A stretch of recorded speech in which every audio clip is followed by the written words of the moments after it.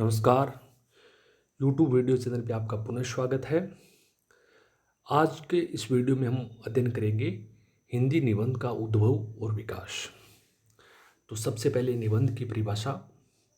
आधुनिक युग जिसे गद्य का युग कहा जाता है, निबंध साहित्य का महत्व दिन प्रतिदिन बढ़ता चला जा रहा है। इसका मुख्य कारण यह है कि निबंध लेखन के माध्यम से हिंदी गद्य की जो विभिन्न शैलियों में निखार और विकास की अनंत संभावनाएं होती है। सत्य यह है कि निबंध ही गद्य की कसौटी है, क्योंकि निबंध लेखक को स्वयं अपनी भाषा और शैली की शक्ति से यह प्रमाणित करना पड़ता है कि निबंध लेखन का यह अनजाना पक्ष उसके लिए सर्वथा परिचित और अपना है। निबंध के संबंध में कभी कहा जाता है कि निबंध अर्थात मुक्त मन की मौज। अनियमित अपरिपक्व ऐसी रचना न कि नियमबद्ध और न ही व्यवस्थित करती। बाद में कुछ लोगों ने इसमें स्वच्छंदता, सरलता, आडंबरहीनता, घनिष्ठता और आत्मीयता के साथ लेखक के व्यक्तिगत आत्मनिष्ठ दृष्टिकोण की उपस्थिति को भी स्वीकार किया है। अनेक विद्वानों ने निबंध के संबंध में अपने अपने मंतव्य रखे हैं। उन सब का निष्कर्ष यही है कि निबंध का कोई निश्चित विषय नहीं होता है, आकार बहुत बड़ा नहीं होता है। निबंध मन के स्वाधीन विचरण और चिंतन अर्थात अभिव्यंजना पर आधारित होता है। निबंध की शैली में संक्षिप्तता, रोचकता एवं प्रस्तुतिकरण में वक्रता होती है। सच तो यह है कि निबंध वह गद्य रचना है जिसके परिमित आकार में किसी वर्ण्य विषय का प्रतिपादन विशेष निजीपन, स्वच्छंदता, सौष्ठव, संजीवता और आवश्यक संगति तथा समंतता के साथ किया गया हो। भारतीय एवं पाश्चात्य धरातल पर निबंध का उद्भव। भारतीय साहित्य में संस्कृत और प्राकृत में निबंध शब्द का प्रयोग मिलता है। केवल एक विषय या उसके पक्ष विपक्ष को लेकर कुछ छोटे छोटे ग्रंथों की रचना की गई है। हम निबंधों का पूर्व रूप कह सकते हैं। जैसे चंद छंद वर्णन की महिमा और वल्लभाचार्य के द्वारा रचित श्रृंगार रस वर्णन इसी प्रकार के ग्रंथ है। इसी प्रकार गोस्वामी तुलसीदास ने रामचरितमानस को निबंध कहा है। भाषा निबंध मति मंजूल मातनोती, प्राचीन साहित्य में जो निबंध नाम से संबोधित है उसमें संगठन और तारतम्य मिलता है। यूरोप में मोंटेन जो सन 1533 से 1592 तक थे को निबंध का जनक कहा जाता है। उनके ऊपर प्लूटार्क और सिनेका का प्रभाव पड़ा। फ्रांस में उनके निबंधों का प्रकाशन सन 1580 में हुआ। उनमें विषय वैविध्य था। उनके निबंधों में नियंत्रण का घोर अभाव था। उनमें उनके मन की स्वच्छंद उड़ानें थी। अंग्रेजी में बेकन जो 1561 से 1626 के बीच थे, उनके निबंध 1600 में छपे थे। 17वीं शताब्दी में Ben Jonson, Cowley, William Temple, 18वीं शताब्दी के डॉक्टर जॉनसन, ओलिवर गोल्डस्मिथ, 19वीं शताब्दी के Macaulay, Carlyle, Matthew Arnold, Hazlitt, Ruskin, ओल्ड्स, हक्सले, स्पेंसर, इमर्सन और 20वीं शताब्दी के प्रिस्टले, लिंड, वेल्स आदि प्रमुख निबंधकार हैं। अंग्रेजी का निबंध साहित्य अत्यंत विकसित माना जाता है या विकसित हो चुका है। अब हिंदी निबंध के विकास का वर्णन। हिंदी निबंध का विकास हो चुका है। अब विकास का वर्गीकरण। हिंदी निबंध के उद्भव और विकास को लेकर हिंदी साहित्य के इतिहास लेखकों में अनेक मतांतर हैं। अपने अपने साक्ष्य के आधार पर प्रत्येक इतिहास लेखक ने हिंदी निबंध के विकास की सीमाएं अपने अपने ढंग से निर्धारित की। यह हम बात करेंगे जो सर्वमान्य जो वर्गीकरण है उनका अध्ययन करेंगे। इस आधार पर हिंदी निबंध को 5 भागों में बांटा गया है। सबसे पहले भारतेंदु हरिश्चंद्र युग, इनका समय है 1875 से 1900 ईस्वी तक, जिसका दूसरा नाम नवजागरण काल कहा गया। हिंदी निबंध का दूसरा भाग महावीर प्रसाद द्विवेदी युग, जिनका समय 1900 से लेकर 1925 तक, जिसे जागरण या सुधार काल भी कहा गया। तीसरा रामचंद्र शुक्ल युग, जिसका समय 1925 से 1950 तक, जिसे उत्कर्ष काल भी कहा गया। चौथा शुक्लोत्तर युग, समय 1950 से 1970 तक, जिसे संक्रमण काल भी कहा गया है। और हिंदी निबंध के विकास का हिंदी निबंध का वर्गीकरण में 5वां जो भाग है वो आधुनिक युग, सन 1970 से आगे, जिसे नव संक्रमण काल भी कहा गया है। हिंदी निबंध का उद्भव एवं भारतेंदु युग। आधुनिक युग में साहित्यिक रूप की दृष्टि से पहचाने जाने वाले हिंदी निबंध का उद्भव और विकास तत्कालीन युगीन परिस्थितियों की देन है। राष्ट्रीय जागरण की स्फूर्ति, उत्साह, उमंग, देश प्रेम, जनवाद, व्यक्तिक स्वतंत्रता, अंतर्राष्ट्रीयता, वैज्ञानिक यंत्रों का प्रयोग, आवश्यकताओं की वृद्धि, गद्य का प्रचलन, मुद्रण कला का प्रचार, समाचार पत्रों का प्रकाशन और उनके माध्यम से लेखक और पाठक में आत्मीय संबंध की स्थापना, अंग्रेजी साहित्य का संपर्क आदि अनेक कारण थे जिसे हिंदी निबंध का आविर्भाव हुआ। ऐसा माना जाता है कि हिंदी गद्य का विकास भारतेंदु हरिश्चंद्र के पहले हुआ था। आचार्य रामचंद्र शुक्ल ने हिंदी साहित्य के इतिहास में लिखा है कि राजा लक्ष्मण सिंह के समय से ही हिंदी गद्य की भाषा अपने भावी रूप का आभास दे चुकी थी, जब आवश्यकता ऐसे शक्ति संपन्न लेखकों की थी जो अपनी प्रतिभा और उद्भावना के बल पर उसे सुव्यवस्थित और परिमार्जित करते हैं और उसमें ऐसे साहित्य का विधान करते हैं जो शिक्षित जनता की रुचि के अनुकूल होता है। इसी परिस्थिति में भारतेंदु हरिश्चंद्र का उदय हुआ है। भारतेंदु बाबू का युग निबंधकार का था। जीवन और साहित्य का टूटा हुआ संबंध फिर से जुड़ा, वह गद्य के माध्यम से ही और गद्य में भी निबंध के माध्यम से। इस माध्यम के शिल्पी थे भारतेंदु हरिश्चंद्र। 19वीं शताब्दी में जन्मे हिंदी निबंध रचना का संबंध गद्य से होने के कारण भारतेंदु हरिश्चंद्र के साथ हिंदी का नया युग, आधुनिक युग, गद्य युग या निबंध युग आरंभ होता है। भारतेंदु की पत्रिका हरिश्चंद्र चंद्रिका में हिंदी निबंध का प्रारंभिक रूप मिलता है। इसके साथ साथ उस समय प्रकाशित कवि वचन सुधा, हिंदी प्रदीप, ब्राह्मण, आनंद, कादम्बनी, हिंदुस्तान आदि पत्रों से निबंध के विकास की दिशा में प्रोत्साहन और सहायता मिलती है। इन पत्रिकाओं के पृष्ठों में भारतेंदु हरिश्चंद्र, बालकृष्ण भट्ट, प्रताप नारायण मिश्र, बद्रीनाथ चौधरी प्रेमगन, बालमुकुंद गुप्त, ठाकुर जगमोहन सिंह, अंबिका दत्त व्यास, लाला श्रीनिवास दास, केशवराम भट्ट, राधाचंद गोस्वामी, राधाकृष्ण दास, किशोर लाल गोस्वामी जैसे निबंधकारों की प्रतिभाएं प्रकाश में आई। संयुक्त रूप से इन सभी निबंधों की रचना की जो मूल प्रेरणा है वो मनोविनोद और तत्कालीन समाज के नैतिक और राजनीतिक जीवन स्तर को उच्च बनाने की भावना थी। अंततः इनके निबंधों में जीवन, चेतना, समाज सुधार, राष्ट्र प्रेम, देशभक्ति, अतीत गौरव का प्रेम, विदेशी शासन के प्रति मधुर आक्रोश, हास्य, विनोद और व्यंग्यपूर्ण शैली में सजीव चित्र प्राप्त होता है। व्यक्ति का सहज समावेश होने के कारण इन प्रारंभिक उत्थान में निबंधों की प्रमुख विशेषता आत्मनिष्ठता है। ये निबंध गंभीर और विवेचनात्मक न होकर हल्के, रससिक्त, चुटकी और चिकोटी से भरे पड़े हैं। आमतौर से इन निबंधों की शैली में आगमन या निष्कर्ष निकालकर शिक्षापूर्ण निर्देश और उपदेश देने की बात की है। यद्यपि निबंधों की भाषा मुहावरों, लोकोक्तियों, तत्सम, तद्भव, अरबी, फारसी, उर्दू शब्दों से भरी है, किंतु वह शिथिल है और व्याकरण की त्रुटियों से निर्दोष नहीं।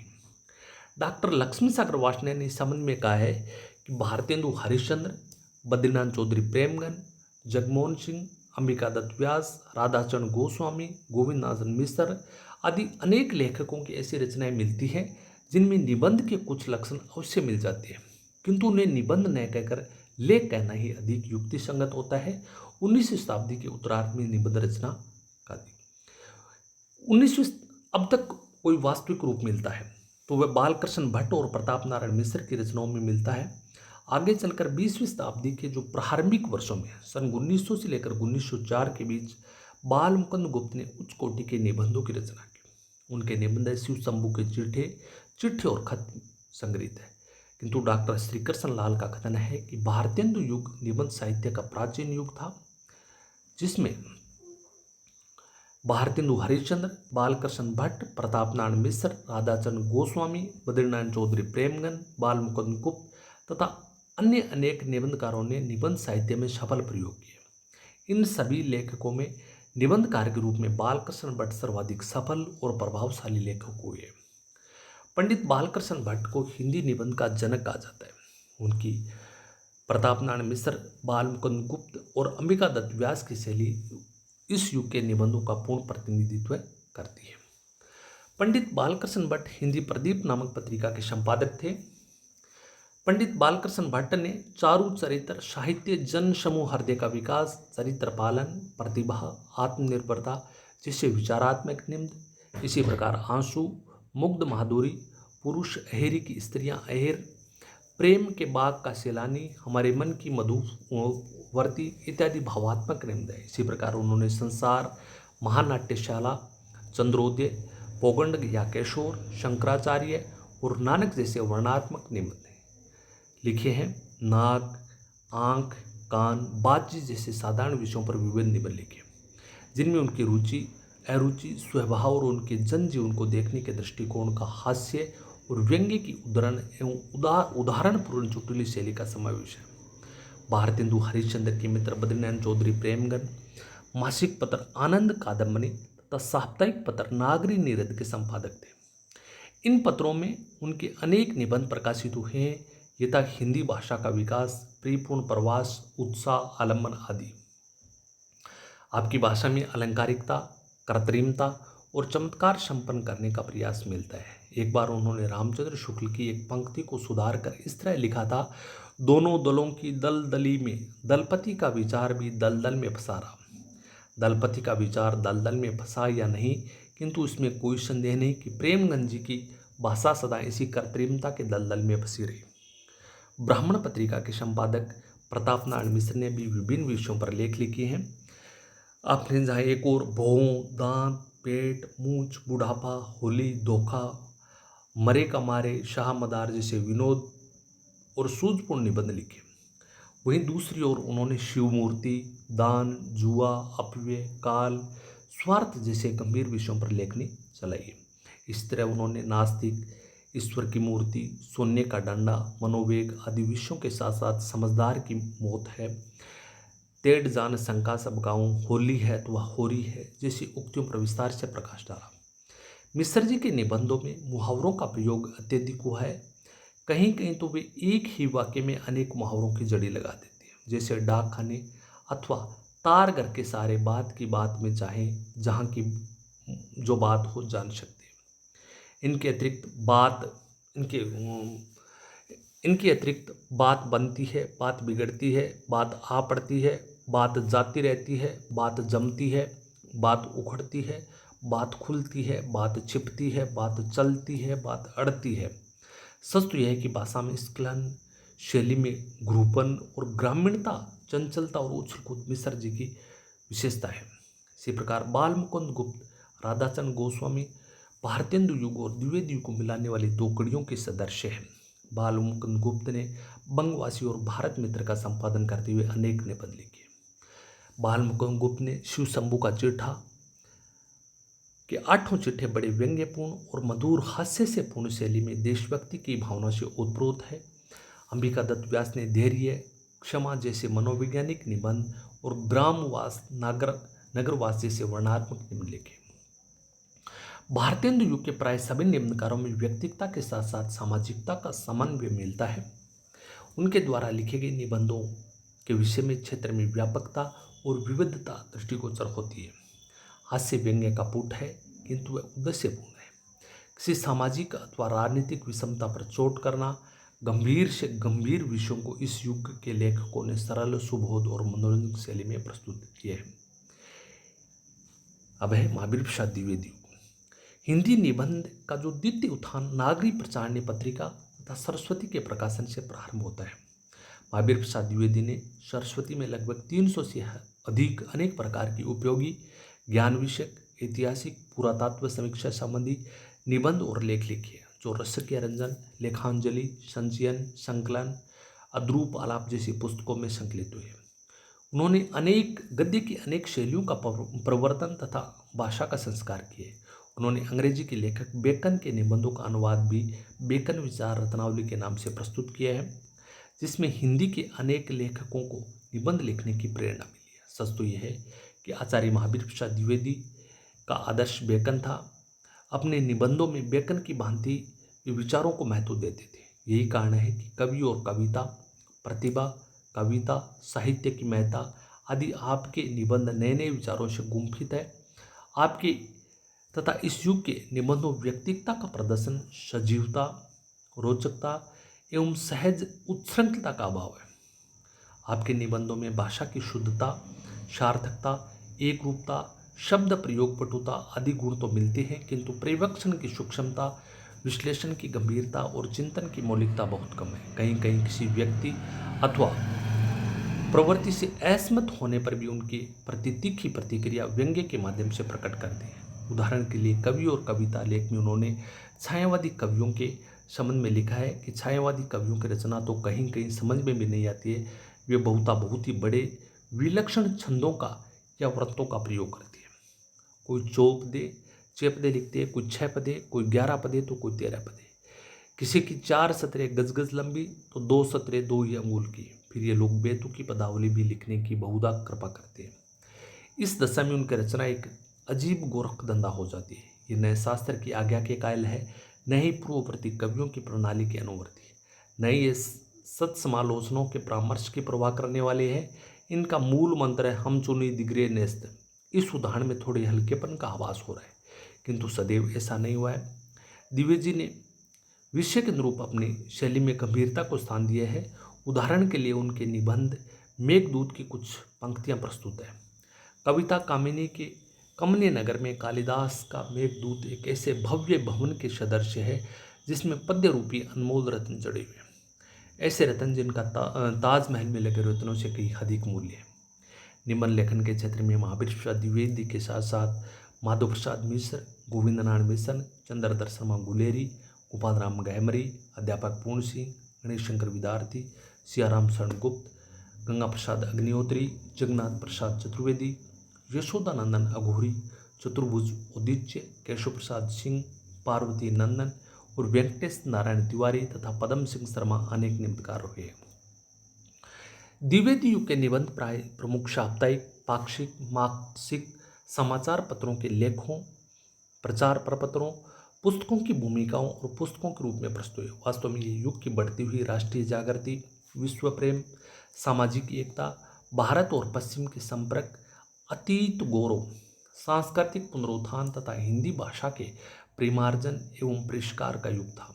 अतः 20वीं शताब्दी के इस प्रारंभिक 2-2.5 दशकों के निबंधों को विषयों की विविधता, विचारों की गंभीरता, विवेचना में वस्तुपरकता, भाषा की शुद्धता, प्रचुरता में देखने को मिलती है। इस युग के निबंधकारों ने जीवन को पूरी तरह बहुत गहराई से देखने का प्रयत्न किया है। इसलिए इस युग में लिखे गए निबंधों में हास्य और विनोद का भाव अपेक्षाकृत कम होता गया और व्यंग्य भावना के स्पर्श से तरल होता गया। इस युग के निबंधों में आत्मीयतापूर्ण अभिव्यक्ति को महत्व दिया गया। द्विवेदी युग में नवीन सांस्कृतिक चेतना का उदय होते ही भाषा में संस्कृत गर्भित शब्दावली का प्रयोग होने लगा। इस युग के निबंधों में विषयों की विविधता का जितना विस्तार एवं प्रचार हुआ, उसकी तुलना में आत्मव्यंजकता कम परिलक्षित होने लगी। निबंध लेखन में शैली की दृष्टि से युग के अनेक सूक्ष्म रूपों का विकास हुआ।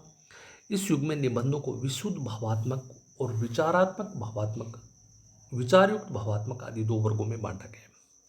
विशुद्ध भावात्मक निबंधों में सरदार पूर्ण सिंह के सभी निबंध धारा शैली में तथा आचार्य महावीर प्रसाद द्विवेदी के दमयंतिका, चंद्रोपालंब जैसे निबंधों में विक्षेप शैली का यथार्थ निर्दंश परिलक्षित होता है। द्विवेदी युग के विचारात्मक निबंधों को मुख्य रूप से विवेचनात्मक, आलोचनात्मक, युक्ति संगत नामक 3 वर्गों में विभक्त किया गया है। स्वाभाविक रूप से इन निबंधों में इतिहास, समाज, विज्ञान, धर्म आदि विषयों पर गंभीर विवेचन मिलता है। एक तरह से यह युग विचारपरक निबंधों का युग है। स्वरूप की दृष्टि से युग में निबंध ने गद्य, गीत और चरितात्मक कहानी के रूपों को भी अपने में समेटकर विकसित किया है। राय कृष्ण दास की साधना, योगी हरि की तरंगिणी, लक्ष्मण गोविंद आटले की वर्षा विजय तथा गणेश शंकर विद्यार्थी का प्रताप चरित्र इसके उदाहरण है। अब है हिंदी निबंध की समापन परिणति। आज हिंदी के निबंध में जिस स्वरूप को हम देख रहे हैं, उस निबंध के स्वरूप और उसके विस्तार में निश्चित ही प्राचीन भारतीय साहित्य की अवधारणाओं के साथ साथ आधुनिक युग की विकासशील परिवर्तनशीलता का भी प्रभाव है। समय की आवश्यकताओं और वैश्विक साहित्य में निकटता के कारण विश्व की प्रत्येक भाषा के साहित्य में सकारात्मक परिवर्तन आ रहे हैं। हिंदी भाषा का साहित्य और हिंदी निबंध भी इसी प्रभाव से अछूता नहीं। भारतेंदु हरिश्चंद्र ने निबंध लेखन का जो सूत्रपात किया, पंडित बालकृष्ण भट्ट ने उस निबंध का जो स्वरूपगत पूर्णता प्रदान की, उस निबंध को महावीर प्रसाद द्विवेदी ने शिल्प और भाषा स्तर पर सुसंस्कारित किया। निबंध, हिंदी निबंध भावनाओं और विचार के धरातल पर नए नए रूप ग्रहण करता रहा। इसी निबंध की प्रस्तुति के समय नई नई शैलियों का विकास और प्रयोग हुआ। आने वाला समय अधुनातन प्रयोग की संभावनाओं को लेकर आ रहे। धन्यवाद।